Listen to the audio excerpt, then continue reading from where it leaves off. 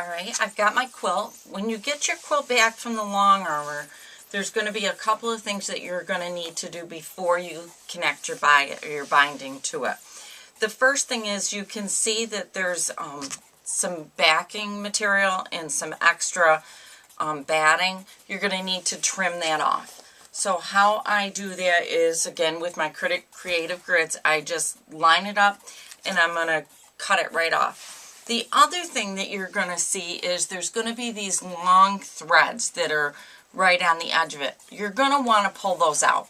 What those threads are is how the long armor attaches the quilt to the long arm machine to stabilize it when they quilt it. You should be able to find a video shortly on my website to show you how we attach a quilt to the long arm, so you can see exactly what it is we do. But once you get your quilt back, make certain that you take your ruler and you just line up the edge and you just trim it right off. So you're gonna, oops, I have a couple pieces that didn't cut. Well, more than a couple. So you're just gonna trim that right off. Once I get my quilt all trimmed up, I'll be back to show you how I attach my binding. Alright, I've got my quilt all trimmed up, and now I'm going to attach my binding. What I'm going to do is take the two pieces that are folded together, and I'm going to attach them to the corner, leaving the fold on the outside. Remember that this is a piece of the selvage here at the end, and we're not going to want that included in our quilt. So I'm going to line the folded edges to the top, the two raw edges, and I'm just going to pin it on. Get a few pins in here.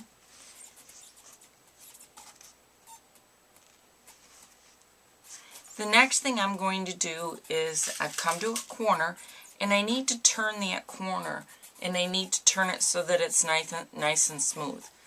So the first thing I'm going to do is put a pin in the end here and do it just as close to the end of the quilt as I possibly can, that corner. Lay it flat again. I'm going to take my binding and I'm going to pull it back so that it lines right up with the edge there. And once I've pulled it back, if I just put my finger there on the corner, what will happen is it will rotate out. And look at that wonderful corner I've got. So now that I've got that corner, I'm going to take my pin out, put it back in, and hold it down. Then I would just continue right along, pinning it until I get all the way around the quilt.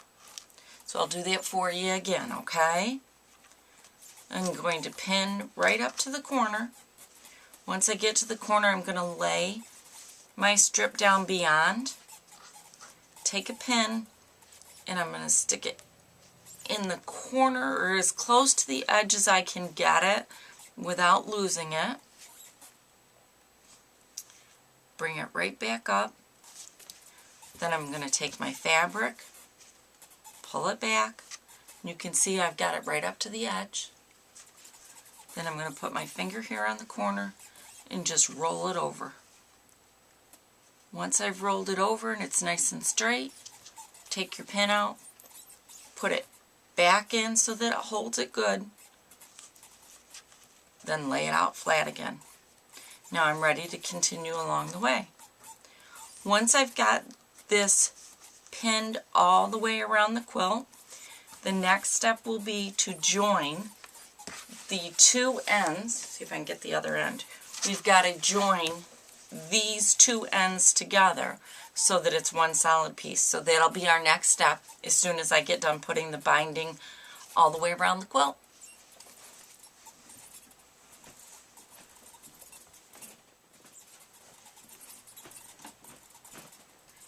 I've got the quilt pinned all the way around, and you can see I'm back to my beginning. You're going to need a couple of tools for this next step. You're going to need some scissors. Grab my scissors. And you're going to need a ruler and some type of a marking tool. So this is what you're going to do. The first thing you're going to do is I'm going to unclip a couple of these. Then I'm going to take my scissors and I need to get rid of that edging. Because remember, we don't want that in our quilt. So I've cut as straight of a line as I can. Now I'm going to take my extra piece and I'm going to butt that right up next to the end of this tape. I want it nice and smooth. I don't want a whole lot of extra, I don't want any extra fabric at all. So you can see what I've done is I've brought that really close together.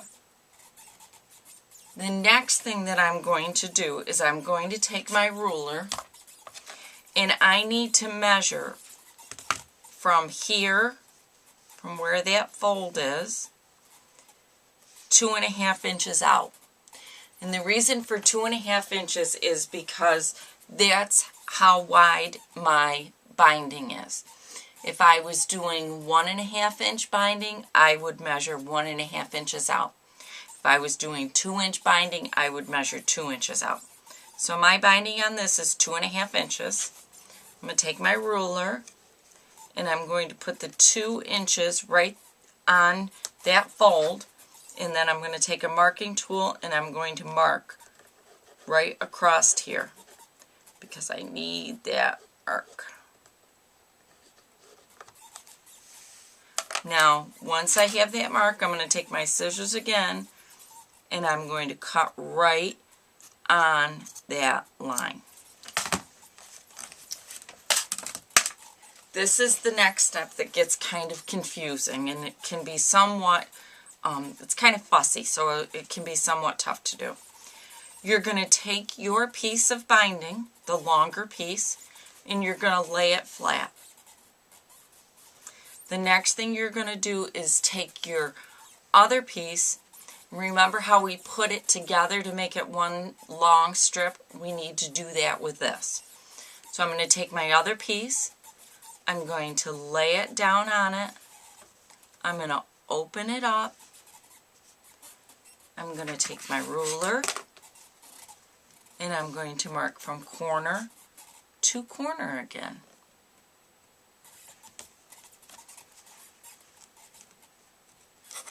What you want to have happen, and this is what I'm struggling with for a second, I need this edge to match up with this edge. So I'm going to match it up as perfectly as I can. Okay, that's better.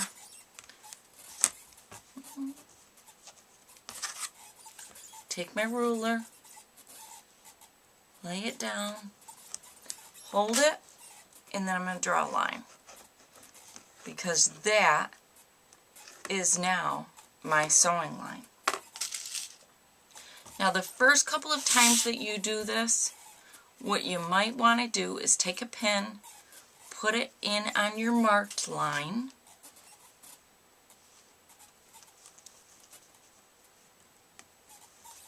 then take your binding, open it up, and make certain that it would lie flat, and this one would. So now I can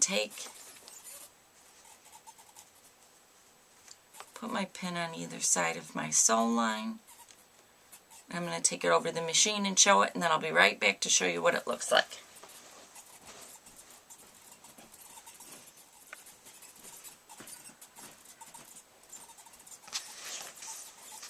Alright, you can see here that I have sewn it, trimmed it, pressed it, and now here comes the magic. I'm going to lay my strip down again, and now I have one continuous piece so that I can sew it down. The nice thing about doing it this way is you don't have the bulk, so you really can't see where your binding even started on your quilt.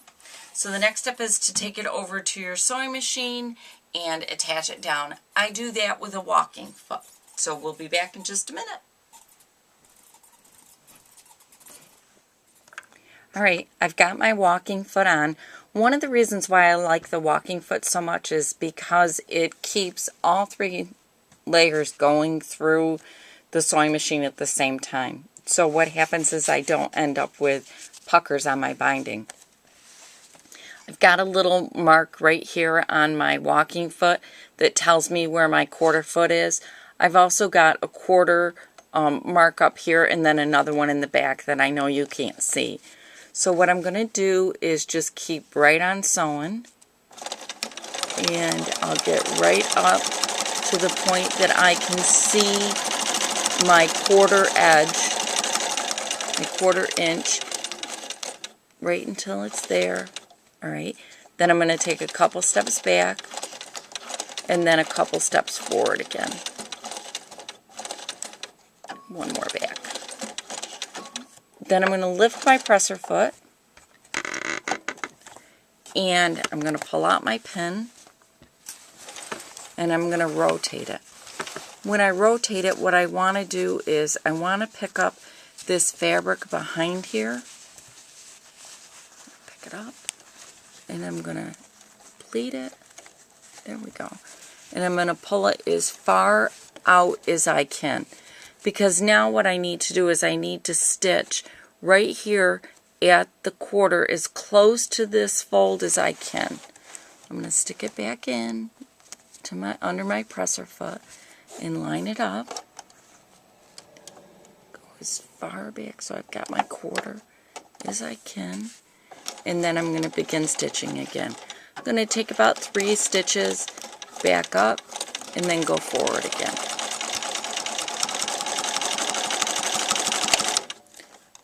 My pins out,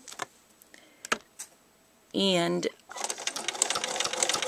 I will stop so that you can see what the corner looks like.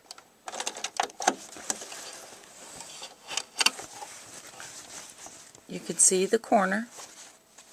What I'm going to do is I'm going to take my material, I'm going to fold it over, and then this is how you make your corner in the back. Take it. I folded it up smooth. I'm going to take this corner and fold it right back down again. And see, I have a really, really nice clean corner. I'm going to stick a pin in that so you can, so it's there. And then I'll flip it over. And you see, here's my corner on the other side. And again, it's a really nice clean corner. See? Once I get this all sewn around, I'm going to go through and I'm going to clip it. I've got little clips that I use, and then I will hand stitch all the way around it. And that's how you bind a quilt. Okay, my binding's all sewn on, all the way around the quilt. And I took it over to the ironing board. This is a big quilt. And I pressed it. Now that it's all pressed, the last thing I'm going to do on this quilt is I'm going to hand stitch my binding down in the back. So what I do is I have these neat little clips. They're actually hair clips that you can get at the drugstore or pharmacy, any place like that. If you can't find them, email me and I can get you some. I take the quilt, I wrap it around to the back,